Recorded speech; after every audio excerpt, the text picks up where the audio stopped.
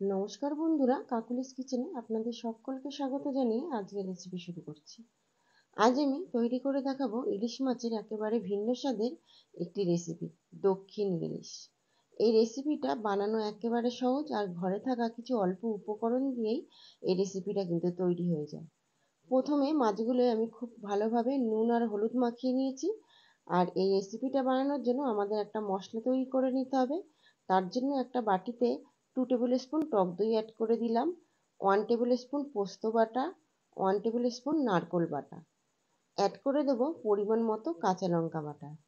এবার সমস্ত জিনিস দিয়ে একটা স্মুথ পেস্ট বানিয়ে নিতে হবে। দরকার হলে একটুখানি জল দিয়ে দিতে পারেন আপনারা। এবার পেস্টটা বানিয়ে রেখে চলে যাব মূল রান্নায়। একটা কড়াই গরম করতে বসিয়ে দিয়েছি, আর কড়াইতে অ্যাড করে দেব 2 টেবিল স্পুন সর্ষের তেল।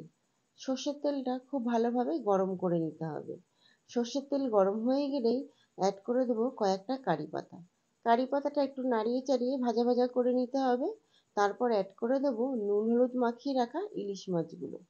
ইলিশ মাছগুলো দিয়ে কড়াইতে একদম লো ফ্লেমে এপিট ওপিট করে একটু উল্টে পাল্টে ভেজে নিতে হবে। মাছগুলো দেখুন এক পাশ একটু ভাজা হয়ে গেছে, আর এক পাশ আমি উল্টে দিলাম। বেশি কড়া ভাজার দরকার নেই, কোনো রকম শ্যালো ফ্রাই করলেই রেডি হয়ে যাবে। এরপর ওপর থেকে তৈরি করে পেস্টটা আমি দিয়ে দেবো। তৈরি করা পেস্টটা দিয়ে অ্যাড করে দেবো পরিমাণ মতো নুন। নুনটা দিয়ে এবার অ্যাড করে দেবো মশলার বাটি দেওয়া 1/2 কাপ মতো জল। বেশি জল দরকার নেই, অল্প পরিমাণে জল দিলেই হয়ে যাবে। ইলিশ মাছ এমনিতে কিন্তু খুবই নরম, আর রান্না করতে খুব অল্প সময় লাগে। তাই জন্য আমরা এখানে বেশি জল অ্যাড করব না, খুব অল্প জল দিয়ে ফুটতে দিতে হবে, আর ঢাকা চাপা দিয়ে কিছুক্ষণ রেখে দিলেই কিন্তু মাছ সেদ্ধ হয়ে যাবে। এবার হাই ফ্লেম করে দিতে হবে গ্যাসটা। হাই ফ্লেমে 5-7 মিনিট ফুটিয়ে নিয়ে একটু যখন গাঢ় হয়ে আসবে গ্রেভিটা, তখন সেই পর্যায়ে অ্যাড করে দিতে হবে কয়েকটা কাঁচা লঙ্কা। কাঁচা লঙ্কা আর সর্ষের তেলের সঙ্গে ইলিশ মাছের কোথায় যেন একটা সংযোগ রয়েছে। এগুলো ছাড়া যেন ইলিশ মাছ রান্না কমপ্লিটই হতে চায় না। কাঁচা লঙ্কা তো দিলাম, সর্ষের তেল তো দেবই। এবার সর্ষের তেলটা নামানোর আগে দিতে হবে।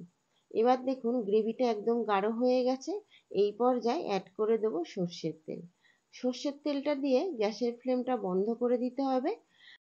এবার ঢাকা চাপা দিয়ে কিছুক্ষণ স্ট্যান্ডিং টাইমে রেখে দিয়ে গরম গরম সাদা ভাতের সঙ্গে খালি পরিবেশনের অপেক্ষা।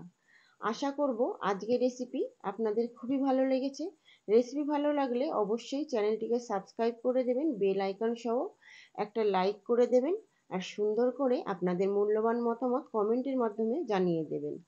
আজ এই পর্যন্ত বন্ধুরা, ফিরে আসবো নতুন কোনো রেসিপি নিয়ে। নমস্কার, আপনারা সবাই ভালো থাকবেন।